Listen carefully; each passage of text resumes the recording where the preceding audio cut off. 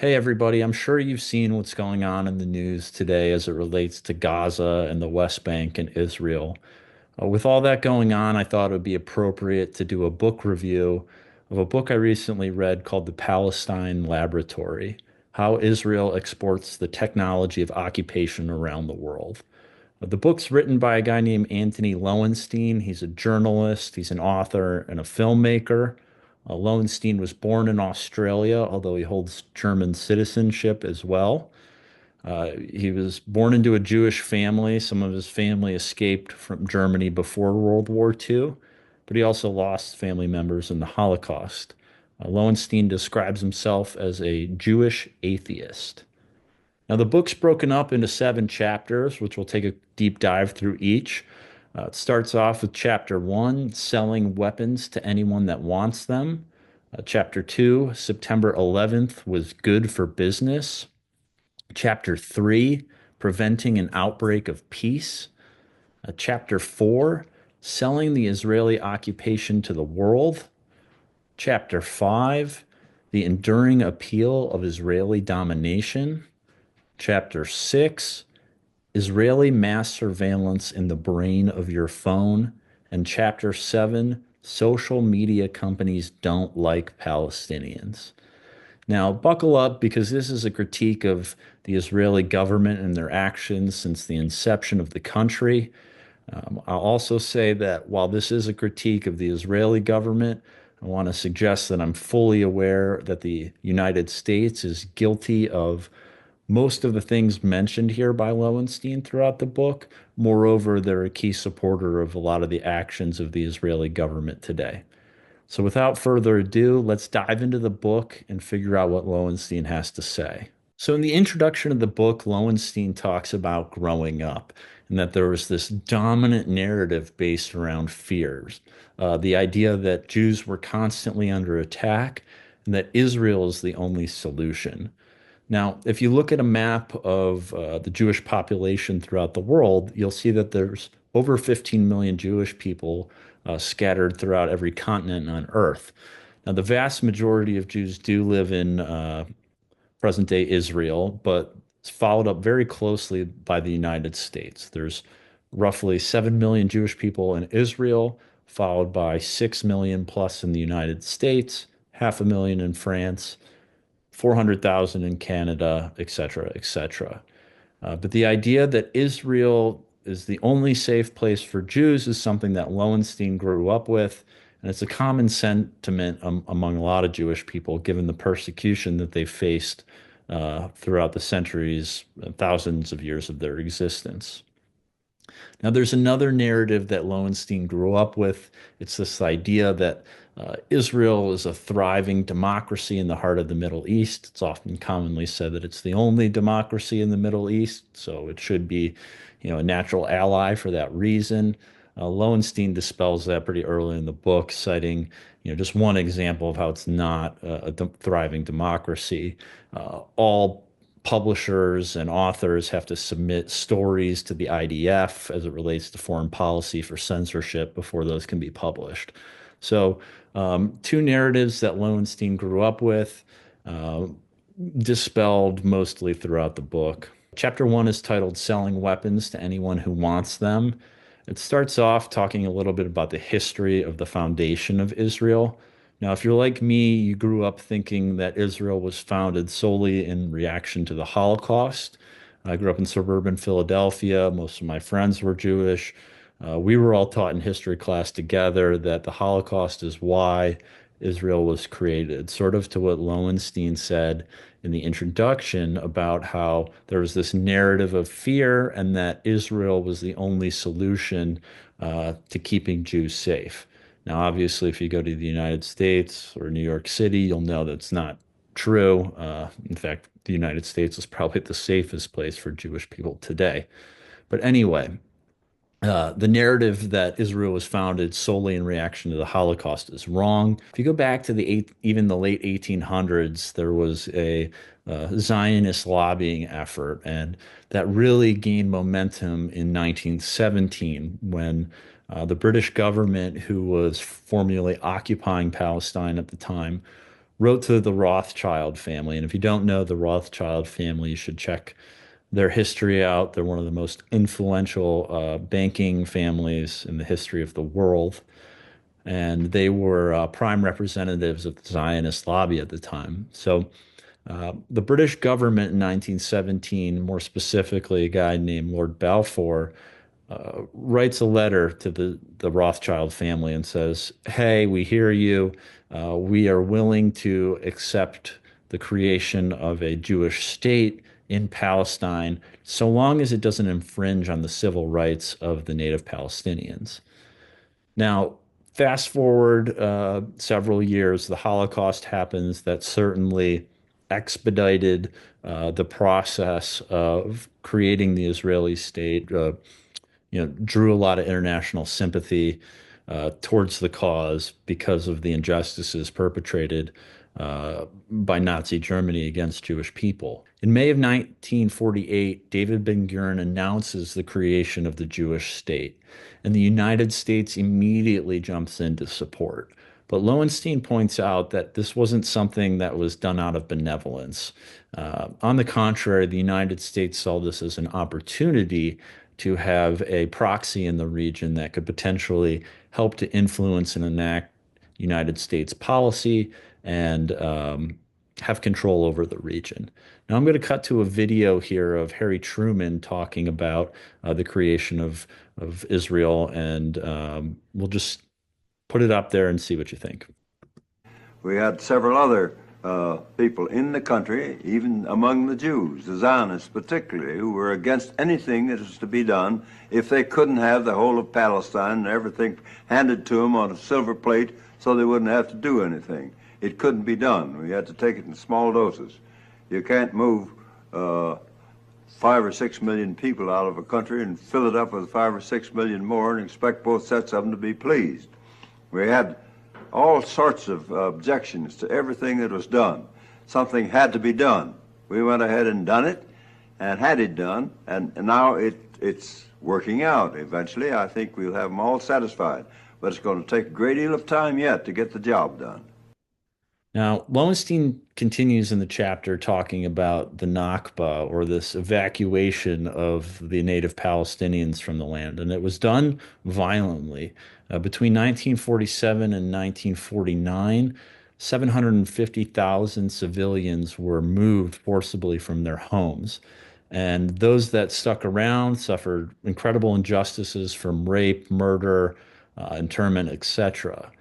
In the process of the Nakba, 531 villages were destroyed and over 15,000 people were killed.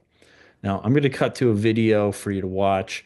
This is some former Israeli soldiers recounting their experience throughout the Nakba, and be warned, it's fairly graphic. השתוללו בטנטורה, זה היה משהו נורא. טנטורה היה כפר עשיר, בתים יפים, גרים כמו אירופאים, אתה יודע, וגם אנשים היו לבושות ויפה, וזה באמת היה כפר... אחד אנס שם איזה ילדה בת 16, משהו כזה, אתה מבין? אבל זה מכוער מאוד, היה לנו בחור אחד ונפטר, הוא היה פרא אדם, הוא לקח פשוט מאוד, ורצח אותם בתוך המכלאות. בתוך המכלאות, הם היו במכלאות, אתה יודע, חוטי ברזל כאלה, עגולים כאלה, אספו כל הגברים. הם יושבים שם, כל העם, על הרצפה, ובא מישהו ולוקח תת מקלע ומתחיל זה, מחליף מחסנית, מה אתה חושב זה? אבל אנחנו לא היינו כאלה. הוא היה יוצא דופן, הבחור הזה, כן, מה שהוא עשה.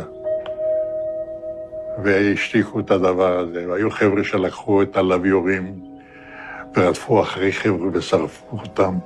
זה היה משהו זוועתי, וזה אסור לספר, אני לא אדבר על זה, כי זה יכול להיות סקנדל שלם מהעניין הזה. אני לא רוצה לדבר על זה, וזהו. 3-4 חודשים הראשונים הייתי רוצח. מה זה אומר? אני לא לקחתי שבויים. בזמן קרב, אם מישהו ירים ידיים, משהו כזה, לא לקחתי שבויים. זה זעזע אותי עד כדי כך לא יכלתי לעבור לסדר היום. אם היה עומדת כיתה של זה עם ידיים למעלה, אז באותו יום הייתי רואה אותי, הייתי קוצר את כולם, עד כדי כך. כמה אתה חושב אנשים הרגת ככה? לא ספרתי. אני לא יכול לדעת בחיי. היה לי מקלע עם 250 כדורים. ותראה, יריתי, נלחמתי כולם. אני לא יכול לספור. Now, Lowenstein continues the chapter of selling weapons to anybody that wants them, and he tells the story of a man named Daniel Silberman. Daniel Silberman was 6 years old living in Chile when the government was overthrown by a man named Augusto Pinochet. Now, this coup led by Pinochet was fully supported by the United States, Richard Nixon, Henry Kissinger, but it was also supported by Israel. They were the major arms supplier to Pinochet. Now, interestingly, the coup happens. Daniel's father turns himself in to the government, I guess hoping that he would be allowed to return to his family and resume normal life after a period of time. But instead, he is arrested, imprisoned, and then disappeared. Now, Silberman's family then flees to Israel. They don't know that Israel at the time was selling arms to Pinochet, but they think that, sort of to go along with the narrative that Lowenstein grew up with, they think that, okay, well, I guess Israel is the only place that is safe for Jewish people. Now, lo and behold, they would have been safe if the CIA and Israel didn't enable Pinochet to conduct this coup and ultimately kill and disappear Silberman's father. Now, Silberman grows up to find out that Israel was culpable in sending arms to Pinochet, and he does what he can to bring this to light, but it was totally an uphill battle for him. Lowenstein goes on in the chapter to state that the centrality of Israeli arms to the country's economic survival is impossible to overestimate. So he's saying that, selling weapons is the primary economic driver for early Israel, and it also continues to be the case today. And again, common with the United States as well, weapons sales are one of our primary modes of economic development. So U.S. is no different, but Lowenstein is pointing out in the book, hey, selling weapons is really how the economy got going in Israel. Israel has this history of selling arms to anybody that wants them, and that includes their modern day enemy, Iran.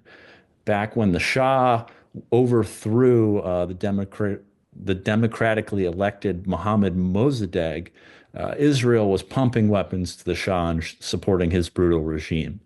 Israel is also known for selling weapons to the brutal Duvalier family of Haiti, who oversaw the killing of over 60,000 Haitians, mostly people that were political opponents of Papa Doc, as he's commonly known, the leader at the time, and then as well as the son known as Baby Doc.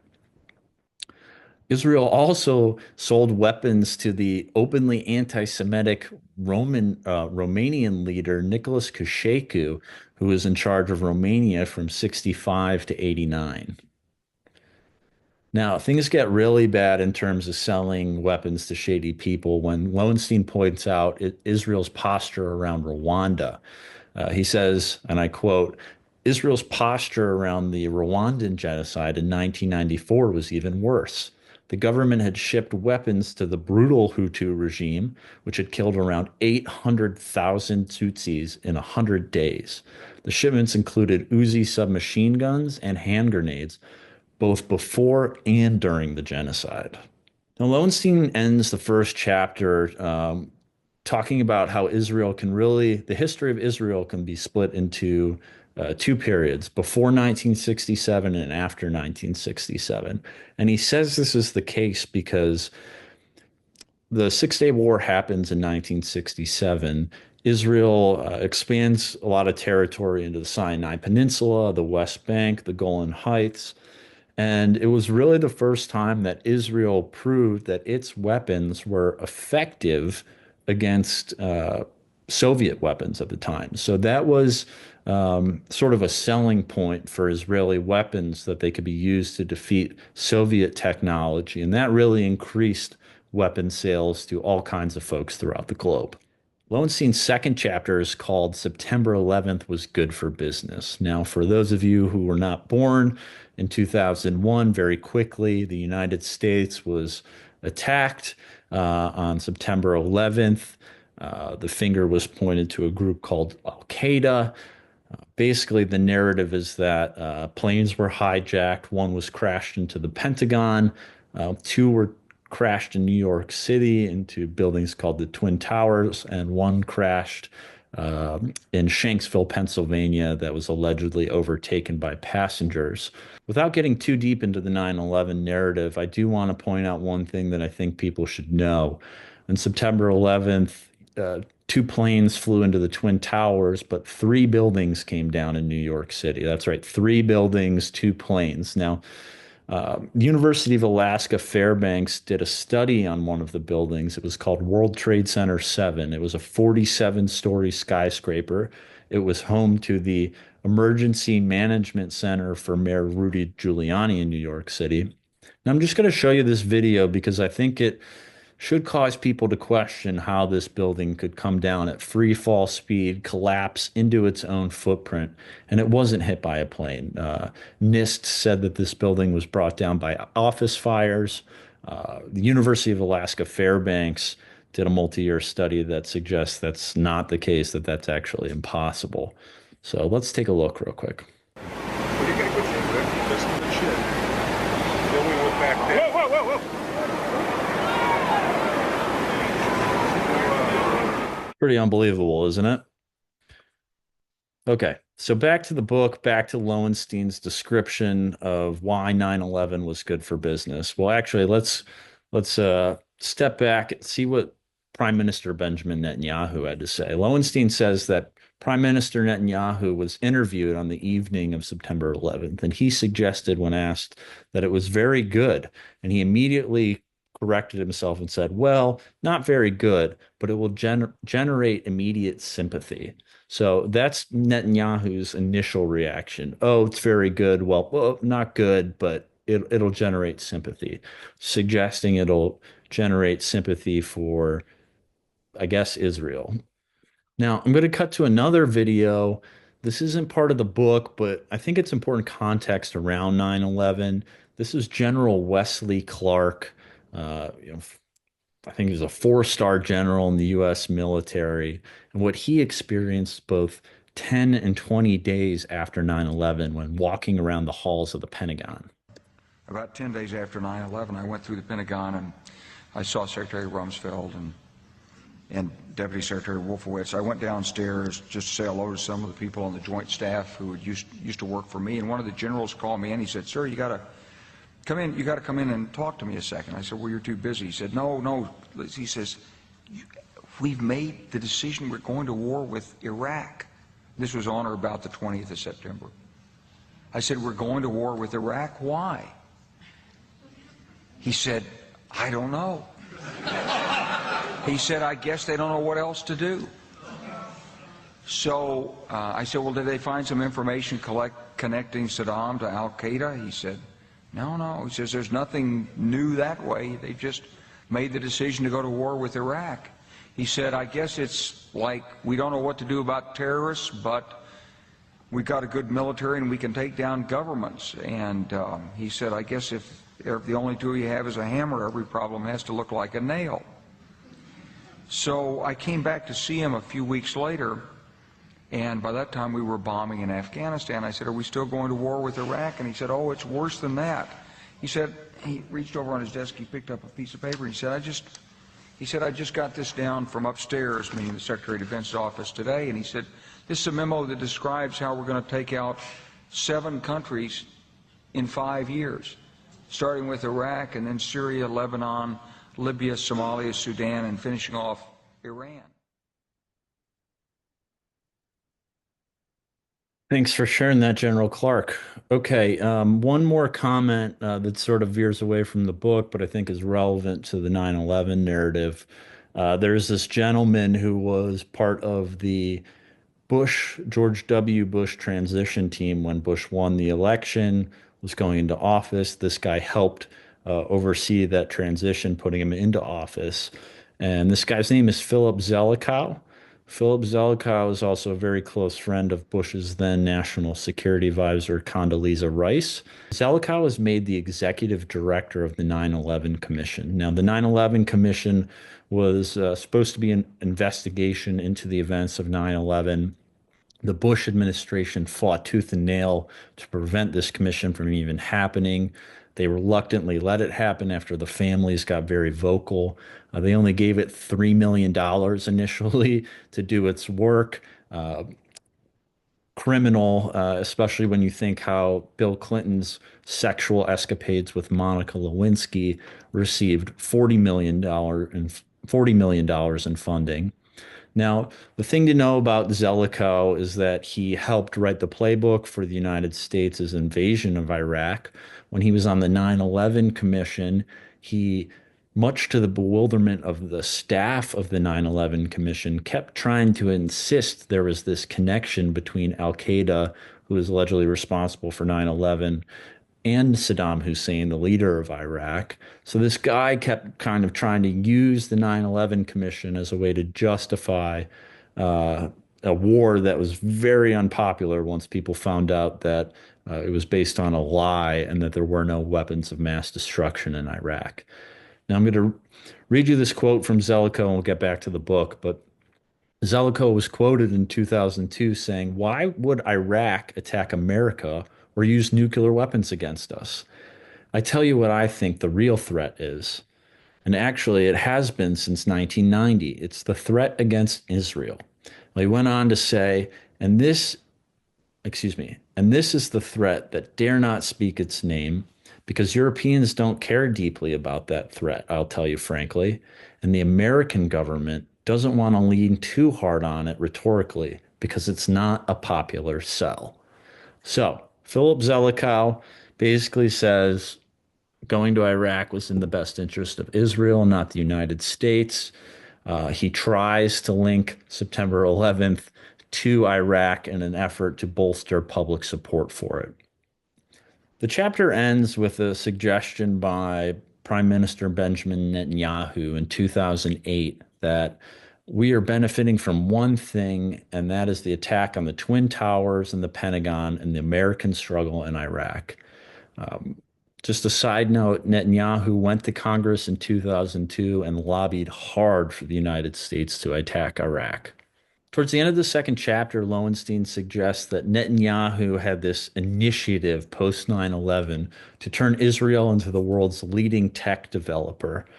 And they made good on that. Tons of intelligence software companies popped up post 9/11. They include Black Cube, NSO, Carbine, Celebrite, etc.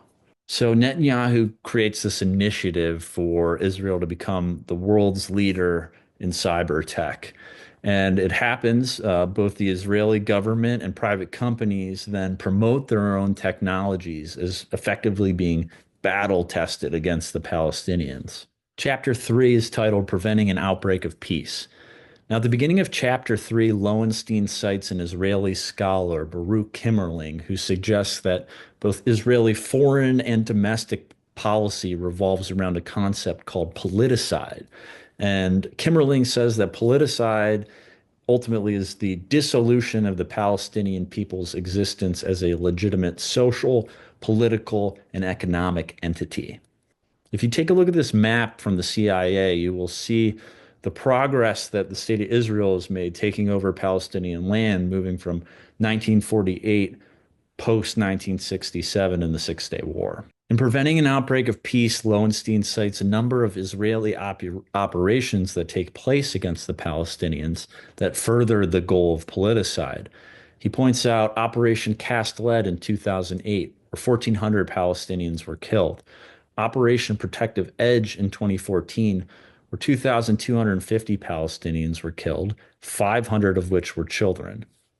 He also points out the Great March of Return, which was when Gazans walked up to the fence that separates them and Israel and protested for an extensive period of time, months. And during that time, 223 Palestinians were killed and over 8,000 Palestinians were shot by snipers. How does Israel prevent an outbreak of peace? Well, according to Lowenstein, a key contributor in that effort is the secretive group known as Unit 8200 or 8200. This group is effectively the NSA of the IDF, the Israeli Defense Forces, and they are responsible for spying, computer hacking, and surveillance. This is the super elite group. Everybody says that they are on par with the NSA in everything but scale. Now, it's very common for veterans of this group to go off and start private companies, and we'll learn a little bit about those private companies later. And it's especially timely as one of the biggest companies, Wiz, was recently just bought by Google this week for $32 billion.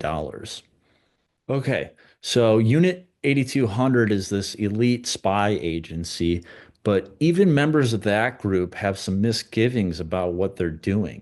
In 2014, this 30 members of this group, they write a letter to Netanyahu saying, I don't want to do this anymore. They say, and quote, there's no distinction between Palestinians who are not involved and involved in violence. Information that is collected and stored harms innocent people. It is used for political persecution and to create divisions within Palestinian society by recruiting collaborators and driving parts of Palestinian society against itself. One individual goes on to say whether an individual is of a certain sexual orientation, caught cheating on his wife, or is in need of treatment in Israel and the West Bank, he is a target for blackmail. So the idea is that these people could be completely innocent civilians in Palestine. And if the IDF or Unit 8200 decides that they can be leveraged to do something on the IDF's behalf, they'll blackmail these people and use the intelligence that they gathered about them to get them to do things that are against their wishes, that are against their society. Lowenstein says in chapter 4, Selling Occupation to the World, that it is acceptable and mainstream to hate Africans in Israel. And he points us towards one of Israel's two chief rabbis, Yitzhak Yosef, who in 2018, during one of his sermons, referred to black people as the N-word, basically, or the Hebrew equivalent of that. Now, what's interesting is that only a few months later, Yitzhak Yosef welcomes Jared Kushner and Ivanka Trump to Israel and blesses them. Lowenstein points out that Greece is the country that is most militarily engaged with Israel. They're a big purchaser of Israeli drones. Now, Greece has built up defenses because of immigration. People are coming over from Africa and trying to enter the country. And these drones are cheaper than airplanes surveilling the Mediterranean Sea and looking for people coming over on boats. So what Lowenstein says is that it's really common for these drones to spot immigrants coming over and who often get themselves in trouble because of weather and dangerous seas. Now, these drones will either not report what they see or they'll delay it and wait for these people to basically drown.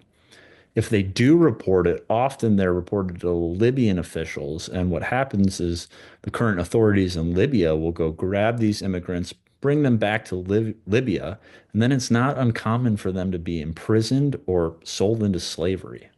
Lowenstein points out that Germany is Israel's biggest trading partner.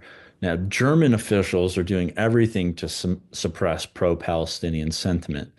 Back when Shireen Abu Akleh, an American Palestinian journalist, was murdered by sniper fire outside the Jenin refugee camp in Palestine while wearing press in big bold letters on her bulletproof vest, two things happened. One, her funeral procession was attacked by IDF forces, but then also German police prevented a vigil that was trying to be held in Germany on her behalf. Chapter 5 is titled The Enduring Appeal of Israeli Domination. Now, in this chapter, he talks about the very close, tight-knit relationship between apartheid South Africa and Israel. This was a secret relationship at the time, but nonetheless, it was very fruitful for the two countries. Former Israeli ambassador Alon Leal said that we created the South African arms industry. It wasn't just small arms that Israel was providing to apartheid South Africa. They also worked on co-developing their nuclear programs together. This went completely against the United Nations arms embargo on apartheid South Africa. The Israeli government lied and said that they were following that, but behind the scenes that they were fully engaged and complicit in arms trafficking to South Africa. The other unique thing about this relationship that Israel had with apartheid South Africa is that they found inspiration from the Bantustans, which were these uh, closed off segments of South African society where the apartheid state closed off different ethnic groups or racial groups and kept them away from the white people. In fact, Lowenstein says that the Bantustans inspired many of the Israeli elite as a model viable for Palestine. And if you look at a map of modern day Palestine, especially the West Bank, you'll see absolute evidence of this Bantustan-like creation. According to the United Nations, there are 593 checkpoints and roadblocks across the West Bank. Now, according to Lowenstein, in 1992, India saw itself as a leading member of the non-aligned movement. It identified with the Palestinian struggle for identity. Mahatma Gandhi was a supporter of the Palestinian struggle for identity. If you'll remember, India was occupied for a long time under British rule. So it makes sense that they understand what it's like to be occupied and support the people being oppressed. Now, things changed post Gandhi. According to Lowenstein, between 2015 and 2020, about 43% of the total weapons sales from Israel went to India. Why is India buying so many Israeli weapons? Well, one of the reasons why is related to Kashmir. According to Lowenstein, Kashmir is a territory with a population over 12 million people, and the Indian government has about 500,000 soldiers occupying Kashmir today.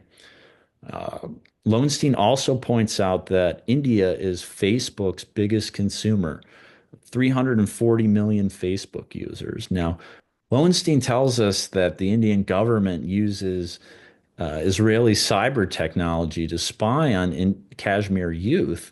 And what they post on Facebook, let's say, could lead to them being arrested and tortured, or not could, but has in many instances. Now, I mentioned that the United States is equally guilty of a lot of things that Israel is doing today. I want to point out one organization in particular. It's Palantir. The founder, Peter Thiel, is asked about how AI is used against the Palestinians, or actually in this clip it says Hamas, but he really scrambles to answer here. So what do you think about the use of artificial intelligence or lavender by the IDF in identifying Hamas targets? And secondly, do you agree with Elon Musk about that the population decline is a risk for humanity?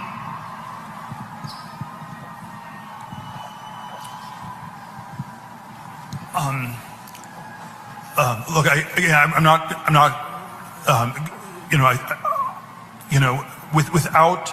without going into all the I'm not on top of all the details of what's going on in Israel because my bias is to defer to Israel. It's not for us to second guess everything, and I believe that broadly the IDF gets to decide what it wants to do, and that they're broadly in the right, and that's sort of the perspective I come back to. The idea is that Peter Thiel's technology identifies someone as potentially being a member of Hamas, and then that information is fed to the IDF for a drone strike to take place. Now, what they don't tell you is that this is all done with AI. There's no human in the loop to validate that someone is actually Hamas.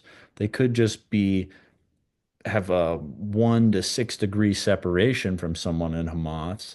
Then that information, then the AI algorithm errantly labels plenty of people as connected to Hamas.